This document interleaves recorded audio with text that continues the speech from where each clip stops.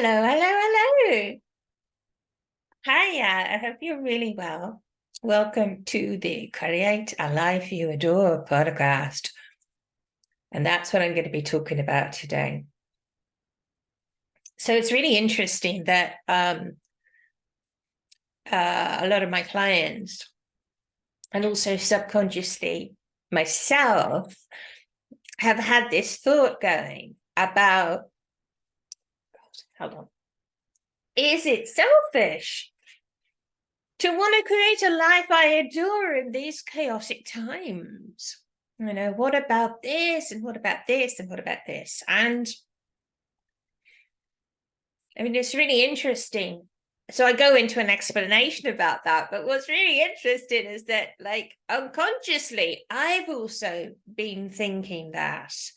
And I think I've approached, especially the podcasts recently, with almost an unconscious, is this frivolous energy? Or is this what the world needs right now? And I am here to tell you that there is nothing that the world needs more right now than for you to create a life you adore. Whether it's that you've got terrible insomnia, or you want to optimize your sleep, or you've got low energy and you think it's sleep related, or maybe it's something more serious, like you've had a cancer diagnosis, or Alzheimer's runs in your family, and you know about the research that says that poor sleep leads, it's been found that poor sleep can lead to Alzheimer's, heart disease, cancer, and all of these things. Whatever the reason is that you're here, or that we've connected in our sessions or in our work, I really want you to know how important it is to focus on, first of all, what entails a life you endure, and then focus on creating that. But also, I want to just explore the foundation for why this is a fundamental starting point in being a creator. Because the opposite, in my book, the opposite of creator is to be a victim. Okay? When you step into your sexy girl pants, into your sexy boots of being a creator of what you love, the very first step, and it's the first step in my AMM method, is to gain clarity on what you would love. And I remember when I was a shiatsu practitioner 20 years ago, when I left TV as a very stressed TV producer who had terrible sleep, and I was literally, like, there was a moment in the shower one morning, the day my life changed, where I was so exhausted and I'd had so little sleep, and I really didn't want to go into work, and I was in the shower and I could have passed out, but I smelt that sparky shower gel and I kept going. But that said, I actually handed my notice in that day because I was producing the Trisha show, kind of like, Jerry Springer kind of thing, where people come on and they complain about their life, and it's just trash TV. And I was like head in the sand, a little bit ostrichy. I would try and ensure that my guests left the building in a better state than when they arrived. So I'd make sure that they'd see the counselor. Okay, it was my little stake in the sand, trying to make this world a better place, And I walked into the producers' meeting that morning, and they told me the counselling budget had been cut. So I couldn't even pretend that I was trying. to make a difference in the world. And you know what I thought, so like I was like exhausted and dying from like lack of sleep, and I'd go and see shiatsu practitioners and aromatherapists and everything at least once a week to put me back into balance. And it's interesting that it was only that, it was relying on that just kept me sane and literally kept me alive. But I just thought, you know what, if I'm working this hard doing something that I don't really love, can you imagine what it would be like if I was to put this energy into doing something I love? So I made that transition. So if you've got bad sleep, or you're not quite sure about this whole malarkey of creating a life you adore, then you're in the right place. I'm going to be talking about that today, okay? And it's a short episode. So I have some notes that I just want to take a little glance at. So let me see what on earth I've written. Oh, and I need my tissues. So yeah, unconsciously, really unconsciously, I've been asking that question. Isn't it selfish to focus on creating a life you adore now? But I've been an advocate for this for as long as I can remember. And it's a fundamental part of the foundation of being a creator rather than a victim. One of my heroes, Robert Fritz, and I actually interview him in episode, I think it's episode 3 of this podcast. Robert Fritz, international best-selling author. You know, I'll go into what he says in a moment, but you know, it's your duty to live your best life, and when you put yourself first, which is what you should do, I believe, you are serving others, because you've got to make sure that your cup is overflowing so that you can give to others. Otherwise, it's got an energy of martyrdom. And you suffer in the end. So Robert Fritz is well known for his work on creativity and creating a life you love. And he emphasizes the importance of structural tension in the creative process. And this is very different to the law of attraction. I think it's one of the failings of the law of attraction. It's why the law of attraction doesn't work for a lot of people. So first of all, you need clarity of vision. You need to be clear on what you do want. So people come to me with terrible sleep or insomnia or low energy, or they're sick or whatever. And actually, this is what I was going to say earlier, and I kind of got a little bit distracted.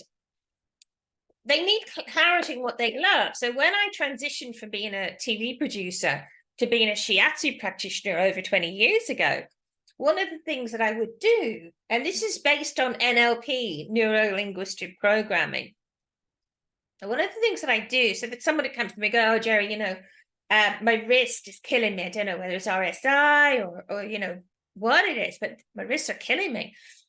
So I would then ask them, well, so what do you want? And what would that be like? Okay. And what I'm doing is I'm trying to get their thinking, which is affecting, changing, and strengthening their neural pathways to focus on what they do want. So after much questioning, oh, well, I don't want it to hurt anymore. So they're still in the problem. I'm trying to get them to what they'd love. What would you love? What would you love? What would you love? What would that be like? And then, oh, well, if it wasn't painful, I'd be able to play tennis. Do you feel that change in energy? Okay, and this is one of the things that I do at my clients in pretty much every session. After a while, people get it. They're like, oh yeah, no, this is what I'd love. Okay, they're not focused on the problem, because we're in a society that's just constantly focused on problem solution. You go to a personal development seminar and go to the doctor. You go, well, what's the problem? What do you want to fix? You're not broken. You just need to focus in a different direction.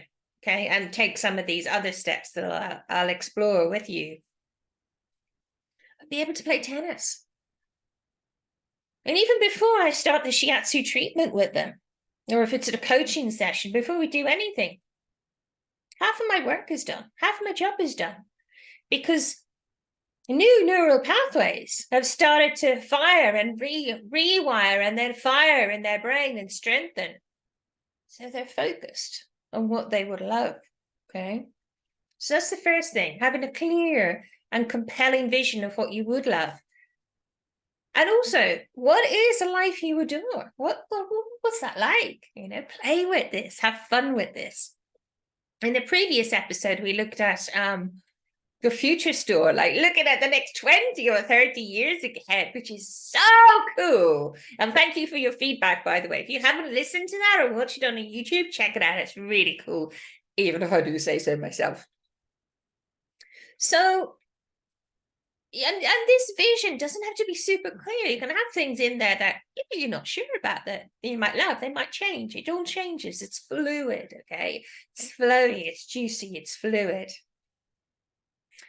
But then the next step is a current reality assessment. So where are you now in relation to that? Okay, be honest about your current circumstances and the challenges that you face. Acknowledge the chaos and the uncertainty, maybe in your life, but also in the world. It's okay. Like, we're not being Mrs. Positive here. We're not burying our head in the sand and going, life is perfect and the world is amazing. No. Think of your parents who birthed you. Was there any chaos there? Chaos. Please remember this. Chaos always comes before creation. Chaos always comes before creation. Okay? So acknowledge. You've got to be real about the negative beliefs you have, the doubts you have about creating you playing tennis again, or sleeping incredibly, or creating a life you adore. Like, acknowledge all of that stuff. It's fine. Okay? You have the power to create what you love. If you have a dream that like your heart and soul would really love, and if you haven't got clarity on this is one of the steps that I take you through, is really getting clarity on what your heart and soul would love. Because often, you know, we haven't been taught this in school, and very often our mind is kind of closed to really what we'd love, never mind whether we can have that. So where are you now in relation to what you'd love to create? What that does is it evokes what's known as structural tension, which is something that Robert Fritz brought into the awareness of the world, thank goodness. So the concept of structural tension involves the gap between your current reality and what you would love, your desired outcome, okay? That tension is not psychological tension, doubts, worry, stress. It's actually juicy. It's a creative tension. And it serves as a driving force for creativity and action. You know, if you imagine an elastic band that you stretch, your vision is at one end, your current reality is at the other end. What's the natural thing for it to happen? To resolve. We stretch, resolve. Tension seeks resolution. Okay. So when you just notice, you don't even have to embrace the tension, just notice it. Okay, this is what I'd love. This is where I am now. There's tension. The master learns how to hang with the tension. Hang with that discrepancy. Okay. And then what I love to do with my clients is we work with the neural pathways in whatever way serves them best. I have a process called the Respark, which is based on the work of Dr. Gerri Flint, who worked with people with serious PTSD and trauma. But basically what you're doing is you're evoking the superconscious to let go of the resistance, to let go of what's standing in the way between what you'd love and where you are now. And in this stage, people or you might get the guidance to maybe have an acupuncture session or more exercise or whatever. And then that's the next step. You must take aligned action. Take aligned action to create what you love, or to sleep better, or to have more fun in life, or to create a life you adore. So in chaotic times, the ability to adapt and be flexible and to observe, okay, respond rather than react is crucial. And that's a lesson that I had recently, which is, watch the players on the stage, the chaos in the world, like a play on the stage. Just observe it, because who's to say that all of these things that are going on in the world aren't to take your energy, aren't to distract you from maybe what's going on behind the curtain.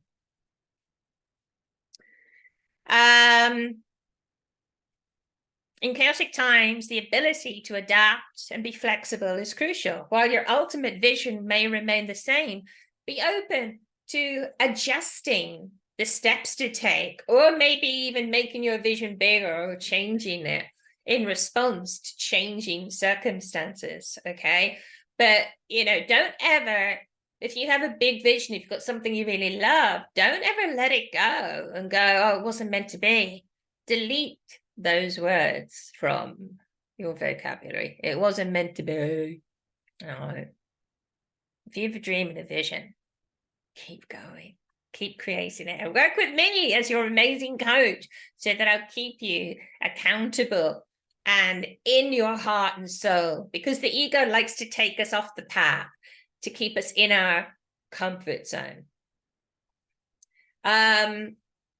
So yeah, this approach encourages you to be proactive in gaining clarity on what you'd really love and creating it, your ideal life, regardless of external chaos. So by focusing on your vision, being aware of structural tension, and taking that aligned action, you can create what you love. So summing up, these are the steps that I recommend in these times. My favorite question, what would you love? What would you love? Secondly, where are you now? Just notice, observe, be real about the blocks, the doubts, etc. What's happening in your life. How do you finish the sentence? Oh, well, I'd love to sleep well. Or, oh, I'd love a life I adore, but. Oh, I'd love this, but. How do you finish that sentence? That'll show you what's under the surface, the doubts. And then once they are out into consciousness, you're conscious of them, then you can let them go with my respark method or many other beautiful processes. But it's like, as Carl Jung said, oh God, what was the quote? Until you make the unconscious conscious, it will rule your life and you'll call it fate. Okay, so there's tension, we let the tension go. And very often, there's this quotation, and I've seen this attributed to both Buddha and Alice in Wonderland. And it's this: don't just do something, stand there. How juicy is that? Don't just do something, stand there.